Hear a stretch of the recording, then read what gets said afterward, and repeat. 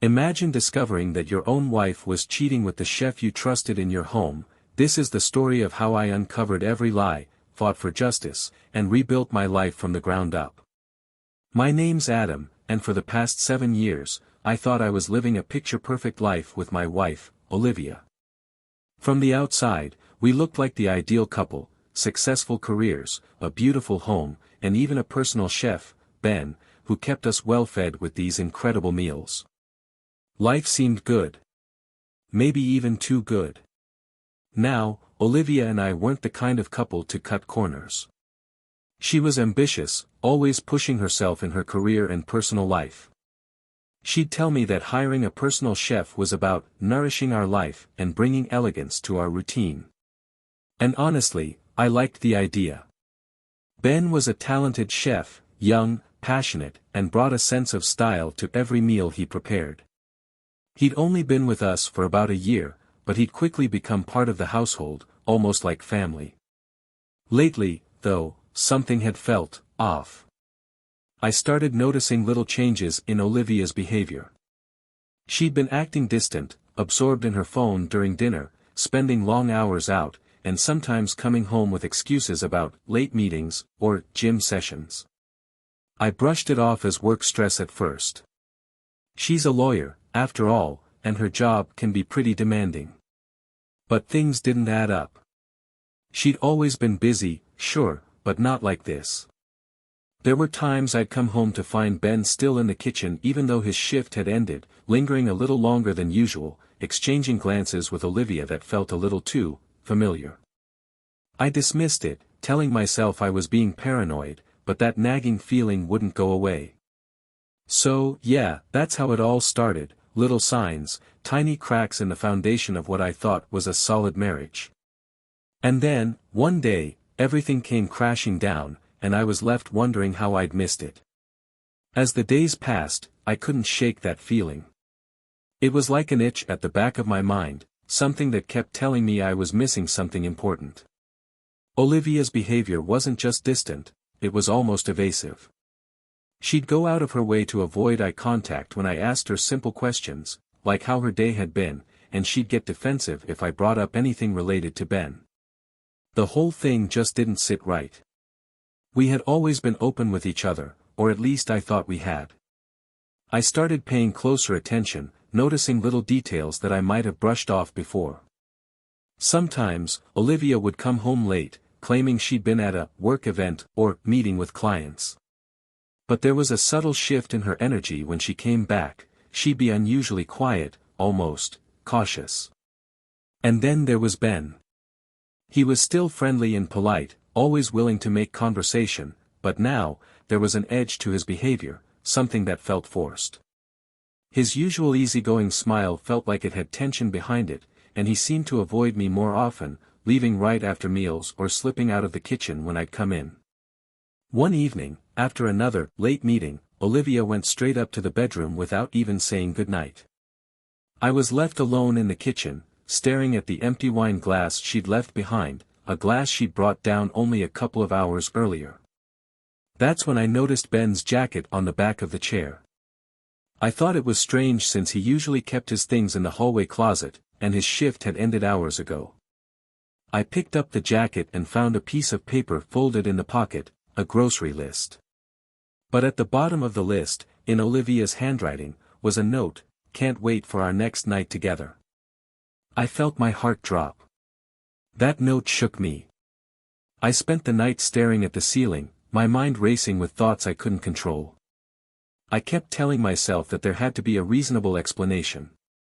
Maybe they were planning a special dinner. Maybe she was working on a surprise for me. But deep down, I couldn't convince myself. The words, "our next night together," lingered in my mind, impossible to ignore. The following day, I couldn't focus on work. I kept replaying every interaction between Olivia and Ben, every glance, every lingering smile. The signs were all there, but I'd ignored them, trusted her too much to even consider this possibility. I decided I couldn't ignore it any longer, I needed proof.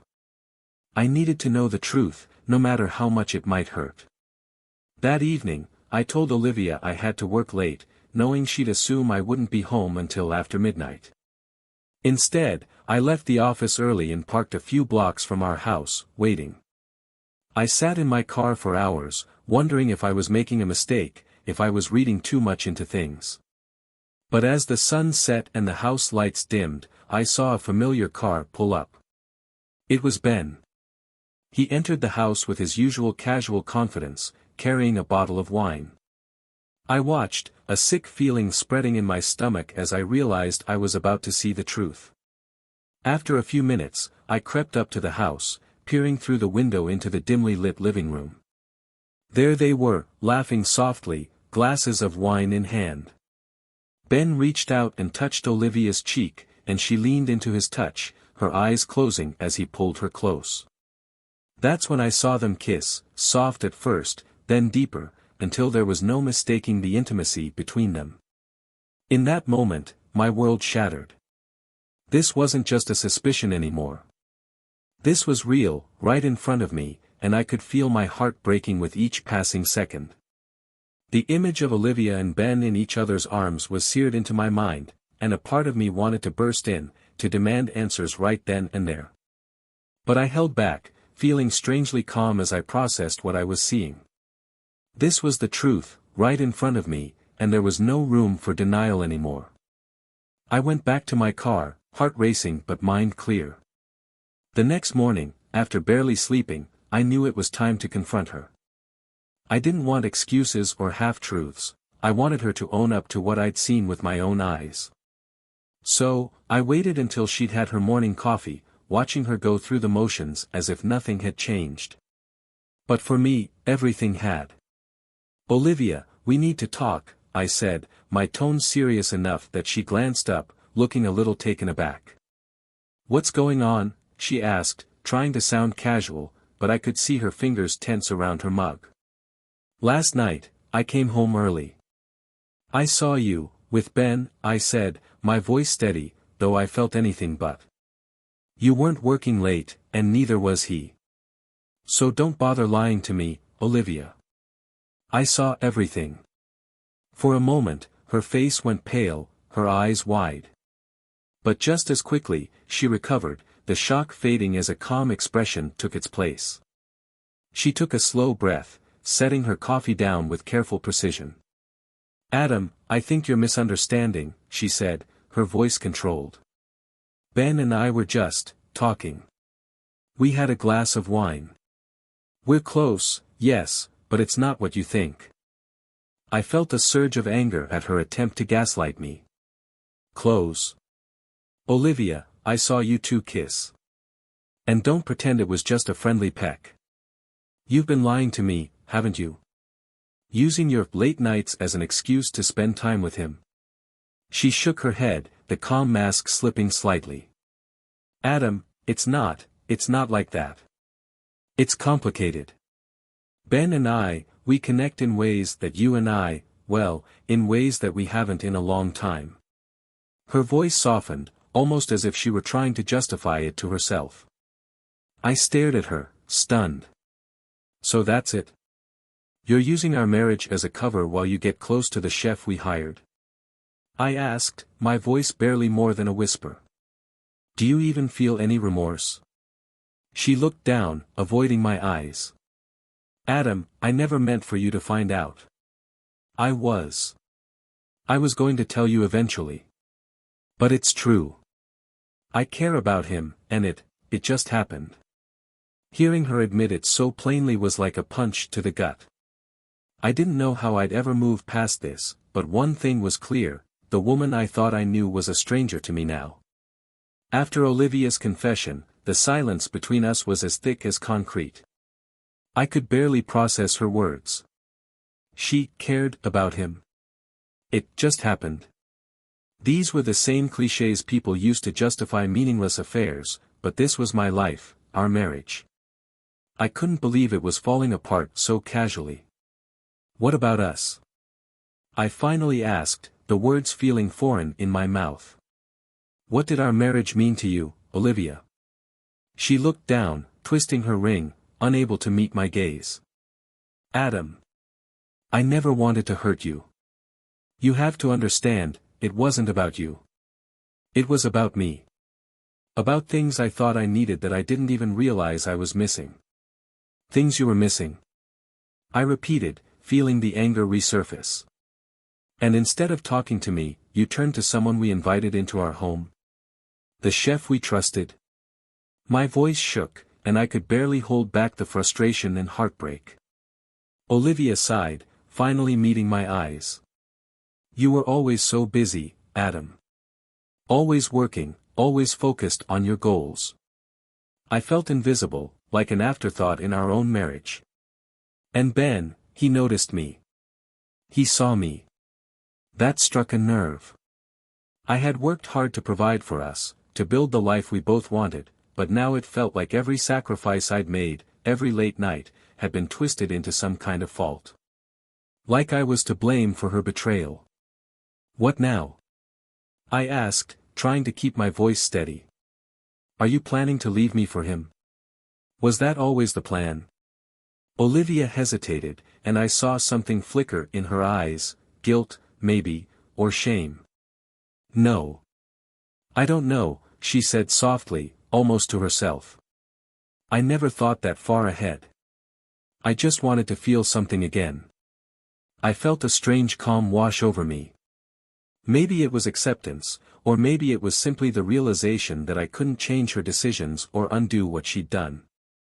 But one thing was clear, I couldn't keep living like this, in the shadow of her lies and betrayal. I need space, Olivia, I said, my voice hollow. You clearly made your choice, but I need to make mine too. I'll be in touch, once I figure out what that looks like.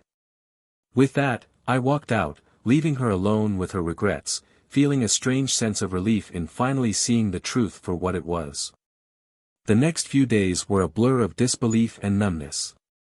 I'd replayed the conversation with Olivia over and over in my mind, feeling a mix of anger, betrayal, and, strangely, a sense of liberation.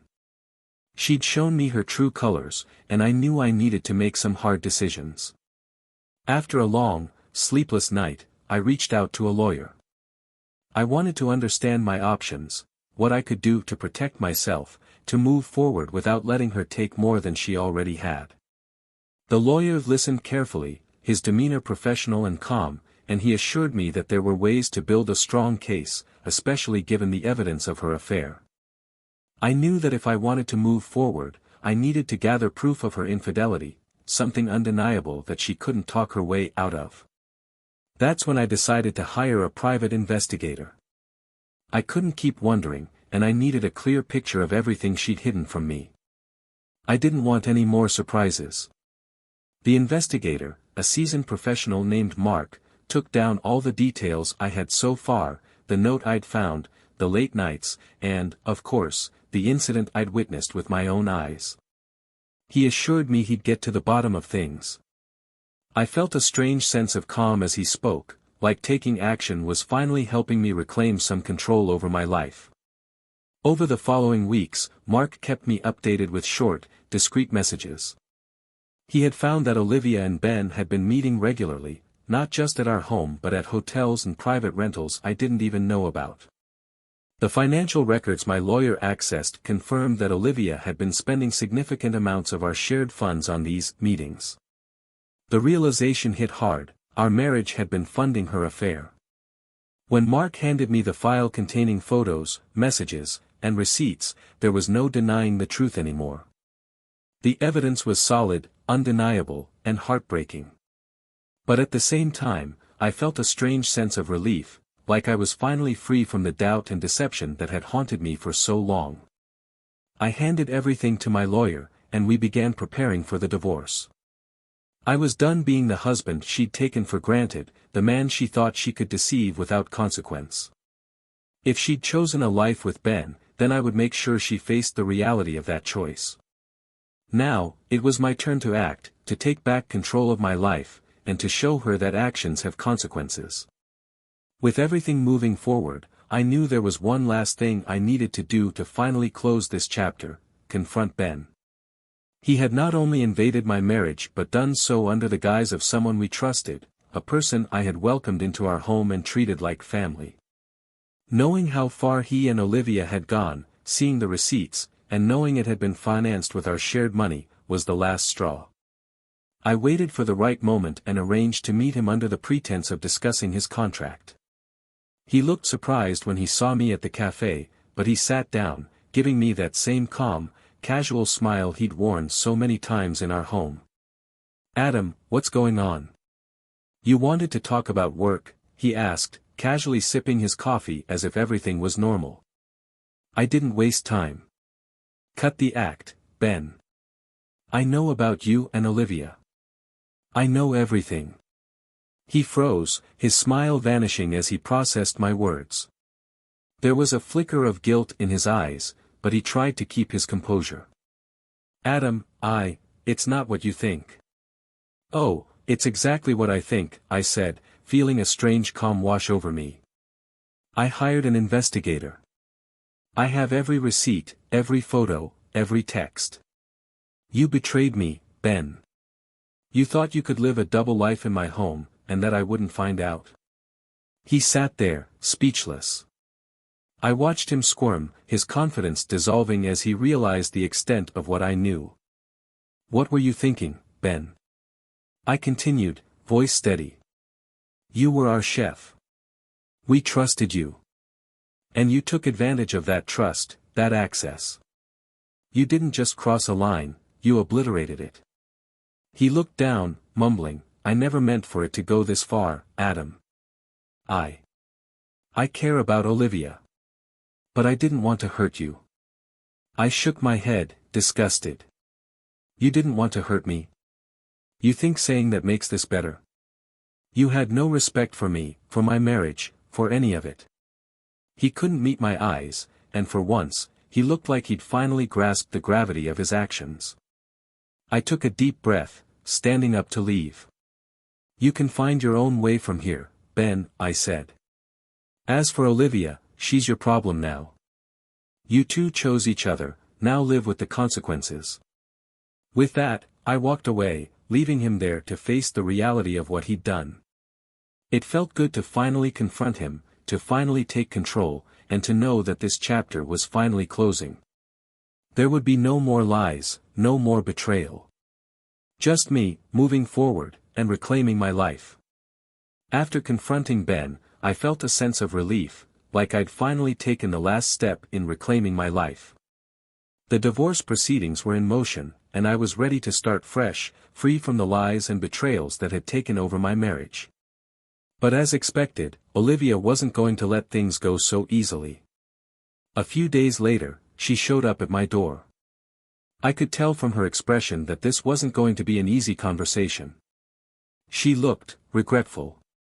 But after everything I'd seen, it was hard to tell if her regret was genuine or simply the fear of losing the life she'd taken for granted. "Adam, can we talk?" she asked, her voice softer than usual, almost pleading. I crossed my arms, keeping my tone as steady as I could. "What is there left to talk about, Olivia? You made your choices. You chose him." She looked down, taking a deep breath before responding. "I know I did, and I know I hurt you. I made a mess of everything, and I'm sorry, Adam.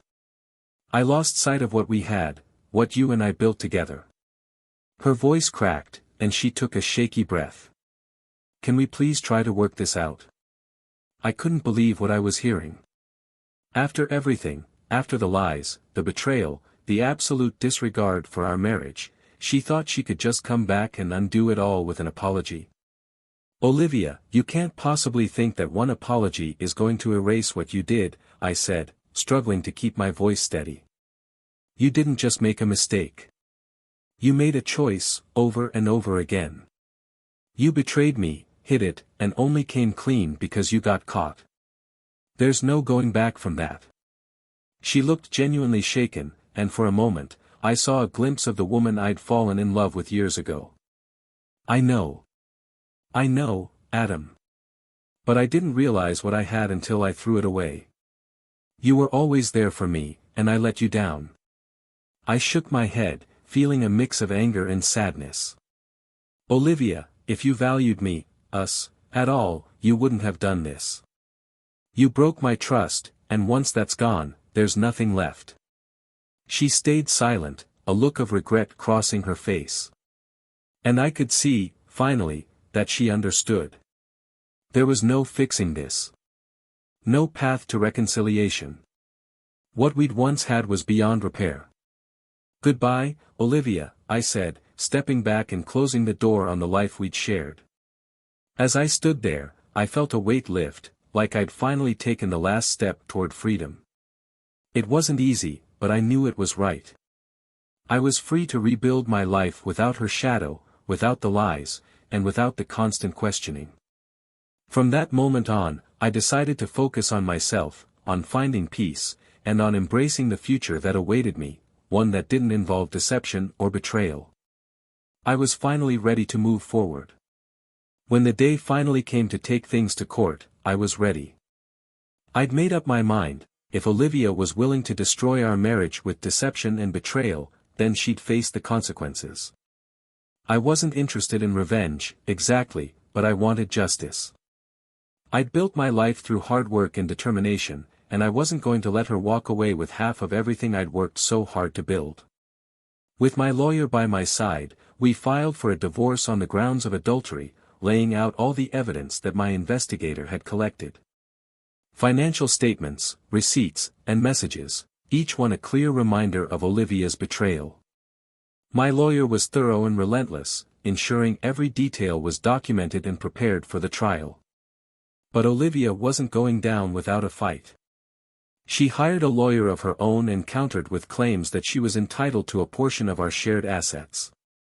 Her lawyer argued that our lifestyle and the assets we accumulated were mutual efforts, and therefore, she deserved her share. It was a brutal strategy, but I was prepared. I wasn't willing to let her walk away with anything I'd earned, especially considering how she'd spent those funds to fuel her affair. The trial turned into a drawn-out battle, with both sides fighting hard. Her lawyer attempted to paint her in a sympathetic light, claiming she was emotionally neglected in the marriage and had been drawn to someone who gave her the attention she felt she'd been missing. I watched as she sat there, eyes downcast, playing the role of the remorseful spouse who'd simply lost her way. But my lawyer quickly countered, presenting every piece of evidence we had. He laid out the hotel receipts, the text messages, and even the large sums of money she'd secretly diverted to fund her affair with Ben. Each revelation brought a flicker of tension to Olivia's face, each piece of evidence weakening her stance. The judge listened, visibly unimpressed by her defense as the reality of her actions became clear. It was exhausting, both mentally and emotionally, but I stayed focused on the goal. My lawyer's strategy was clear: we were aiming to keep my assets, my savings, and my property intact. He argued that I'd been financially responsible throughout the marriage while Olivia had violated the trust and security we'd built together. After weeks of back and forth, witness statements, and cross-examinations, it became apparent that Olivia's claims were thin. She tried to justify her actions with emotional arguments, but the evidence against her was rock solid. In the end, I walked away with the majority of our assets. The judge ruled in my favor, awarding me the house, the majority of my savings, and even my business assets. Olivia left with only a fraction of what she'd hoped for, forced to face the reality of her choices without the financial safety net she'd been banking on. Walking out of that courthouse, I felt a strange mix of relief and sadness. I hadn't wanted things to end this way, but I knew I'd done the right thing. Olivia's betrayal had left scars, but I'd managed to keep what I'd worked so hard for. Now, I was free to rebuild my life, knowing that I'd taken back control and that justice had finally been served. Just when I thought it was over, I received a call from my lawyer. Olivia had filed an appeal. She wasn't satisfied with the court's decision and was determined to challenge it. I felt a surge of frustration. How long was she planning to drag this out? But then my lawyer mentioned something that left me completely blindsided. "Adam, it looks like she's bringing something new to the table," he said, his tone cautious. "Her lawyer claims she made significant contributions to your business during your marriage and has documents to prove it." "Significant contributions?" I repeated, feeling my anger spike. Olivia had barely been involved in my work. She was busy with her own career as a lawyer, and her involvement in my business had been minimal at best. Apparently, she's now claiming that her behind-the-scenes support was instrumental to your business's growth, my lawyer continued. They're suggesting that the assets tied to the business are partially hers by right. I could hardly believe what I was hearing. This wasn't just about the money anymore. She was going after my business, something I'd built from the ground up, something I'd put years of work into. The audacity left me speechless. A week later, we were back in court for the appeal hearing. Olivia's lawyer argued that she had contributed to the emotional and logistical support necessary for the business to succeed. They produced documents, emails, schedules, even a few business receipts with her name on them, trying to build a case that she'd been integral to the company's operations. It was a bold move, but I could tell it was a desperate one. My lawyer stood up to counter these claims, explaining that while Olivia may have been present during some planning stages, her involvement was far from critical. The majority of her so-called contributions were nothing more than minor inputs or simple supportive gestures, not the work of a business partner or stakeholder. Yet, despite our arguments, Olivia's lawyer had crafted a surprisingly compelling narrative, casting her as a woman who'd quietly supported her husband's success. The judge listened carefully, occasionally nodding as Olivia's lawyer made his points. By the end of the hearing, I could feel the tension building. The judge announced he would review the additional claims carefully and issue a decision within the coming weeks. I left the courtroom, feeling the weight of uncertainty hanging over me. This unexpected twist meant that Olivia's battle was far from over, and now, she was coming for everything I held dear. This was more than a financial struggle now, it was a fight to keep the legacy I'd built and to defend what I'd worked so hard for. I knew I had to prepare for whatever might come next. The weeks that followed were tense. Olivia's appeal was a constant weight on my mind, and the fear of losing everything I'd built was all too real. But just as I was beginning to feel worn down by it all, my lawyer called with news that would change everything. "Adam, you're going to want to sit down for this," he said, barely able to contain his excitement.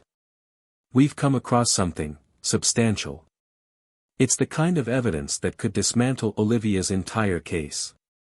"What is it?" I asked, leaning forward, my heart pounding. We managed to access communications between Olivia and Ben, stretching back over the course of the affair. In their messages, she openly talks about siphoning funds from your shared accounts and even joking about her business contributions. I could hardly believe what I was hearing. "You're serious?" "Oh, it gets better," he said. "She goes on to talk about using your money to support their lifestyle. There are references to dinners, hotels, gifts, all using funds she claimed were mutual investments in her appeal. It's concrete proof that she was taking your assets under false pretenses." As if that wasn't enough, my lawyer went on to explain that they had also uncovered emails where Olivia had coached Ben on what to say if questioned, laying out alibis, fabricating details to cover her tracks. It was all there in black and white. She hadn't just cheated, she'd orchestrated an entire scheme to manipulate and deceive. With this new evidence, we prepared for what we hoped would be the final court hearing. My lawyer made sure every damning piece of communication was organized and presented clearly. When the day arrived, Olivia walked into the courtroom looking composed, as though she believed her appeal had a chance. But that calm didn't last long. When her lawyer began his argument, my lawyer wasted no time interrupting with a request to submit the newly obtained evidence. The judge allowed it, and as the messages were read aloud, Olivia's face went pale. She looked down, unable to meet anyone's gaze. The court heard every word, from her instructions to Ben about hiding their affair to her plans for siphoning money and covering it up as support for the business. Each message tore down her credibility further, exposing her not as a supportive spouse but as someone who had coldly, meticulously planned to take advantage of our marriage. By the time the evidence was fully presented, her case had collapsed entirely. The judge ruled swiftly, awarding me complete control over my assets and dismissing her claims to my business entirely. Olivia's appeal was denied, and she was left with nothing but the consequences of her own actions. As I walked out of that courtroom, I finally felt the weight lift, knowing I'd won, not just the legal battle, but my freedom from the lies and manipulation. Just when I thought it was all over, Olivia showed up at my house late one evening. I heard loud banging on the front door, and before I could even process what was happening, she had forced her way inside, eyes wild with rage. "What have you done, Adam?" she screamed, her voice echoing through the house. "You ruined everything. You destroyed my life." Before I could say a word, she started tearing through the living room, knocking over furniture, ripping down framed photos from the walls, and smashing anything within reach. It was as if she was trying to leave her mark, a final act of desperation, fueled by the realization that she had lost. "Olivia, stop!" I shouted, trying to reason with her. "This isn't going to change anything." But she ignored me, her anger intensifying with every broken item, every shattered piece of glass. My once calm home turned into a scene of chaos as she vented all her frustration and fury. I knew this wasn't just about the court ruling, it was the weight of everything finally crashing down on her. She couldn't handle losing control, and now she was lashing out, hoping to drag me down with her. Realizing there was no reasoning with her, I grabbed my phone and dialed 911, explaining the situation to the operator as calmly as I could, despite the destruction happening around me. Within minutes, police arrived, and 2 officers entered the house, assessing the scene. Olivia froze when she saw them, her face contorted with rage and a touch of fear as they approached. "Ma'am, you need to come with us," one of the officers said firmly, gesturing for her to step away from the wreckage. She looked at me, desperation and anger flooding her gaze. "This isn't over, Adam. You can't do this to me." But her words held no power anymore. I simply watched as the officers calmly escorted her out of my house, her shouts fading as they led her to the squad car. For the first time, I felt a sense of finality, like the last piece of this painful chapter was finally being put to rest. Once the police car disappeared down the street, I took a deep breath, surveying the damage she had left behind. Broken glass, overturned furniture, shattered memories, it would take time to put everything back in order. But as I looked around, I realized that, despite the mess, I was free. She had tried to break me, but in the end, I was still standing, ready to rebuild. And this time, it would be a life built on truth, stability, and peace. A few days after Olivia's rampage through my home, I received a call from the local authorities. They informed me that Olivia had been given a fine for her actions and issued a formal warning. While part of me had hoped for something more serious, after all, she had stormed into my home and caused real damage, the police explained that since it was her first offense and no one was physically harmed, the punishment was limited to a fine and a warning. It felt almost anticlimactic. After everything we'd been through, this was the only consequence she faced.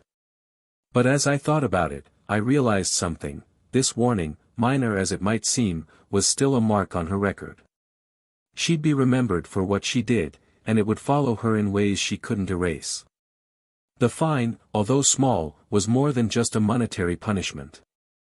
It was a tangible reminder that she couldn't act out without consequence anymore. She couldn't just bulldoze her way through other people's lives, tearing down whatever she pleased, and walk away as if nothing happened. Over the following weeks, I focused on repairing the physical damage she'd caused, but more importantly, I worked on restoring a sense of peace in my home. Every broken piece I replaced, every picture frame I hung back on the wall, felt like reclaiming my space, and my life. And now, even though Olivia was out there somewhere, I knew that she'd crossed a line she could never undo, a line that would impact her far beyond the walls of this house. As I closed this chapter, I felt a sense of clarity. Olivia's anger had led her down a path she couldn't turn back from, but I was finally free from her chaos. And that freedom, to me, was worth far more than any punishment she might face. In the months that followed, life slowly returned to normal. The whirlwind of betrayal, legal battles, and chaos had finally settled, leaving me with a newfound sense of peace. My home was restored, and with it, a calm I hadn't felt in years. For the first time, I could breathe without the weight of Olivia's deception looming over me. In the quiet that followed, I took time to rebuild my life. I threw myself into my work, spent more time with friends, and even picked up some new hobbies that reminded me of who I was before all of this. Gradually, I found happiness again, a happiness that came not from someone else, but from finally being true to myself. As for Olivia, I heard through mutual friends that her life had taken a steep decline. She had struggled to find stability after the divorce. The legal battles had drained her finances, and without the lifestyle we'd built together, she was left scrambling to find a way forward. She'd even tried reaching out a few times, though I ignored her messages. I knew there was nothing left to say. Ben, the chef who had wormed his way into my home and betrayed my trust, hadn't fared any better. After the court proceedings, I sent a carefully worded letter to the culinary community, warning potential employers about his lack of professionalism and ethics. I made sure the letter was calm, factual, and focused on the reality of what he'd done, leaving no room for him to twist the truth. The impact was immediate. Word spread quickly among the industry, and I heard from contacts that Ben was struggling to find any work at all. His reputation was effectively ruined, not because of revenge but because he had shown he couldn't be trusted in the most personal, vulnerable environment. Knowing that both Olivia and Ben were now facing the consequences of their actions brought me a sense of closure. But my focus wasn't on them anymore. Instead, I focused on building the life I wanted, a life of honesty, integrity, and peace. One evening, as I sat by the window watching the sunset, I felt a profound sense of gratitude. The pain, the betrayal, even the chaos had all led me to this moment, where I could finally close the door on that chapter for good. I had rediscovered my strength, my purpose, and a future that was finally mine to shape. And with that, I moved forward, knowing that I had come out of the storm stronger than ever. The peace I had found was hard-earned, but it was mine, and I knew I'd never settle for less again.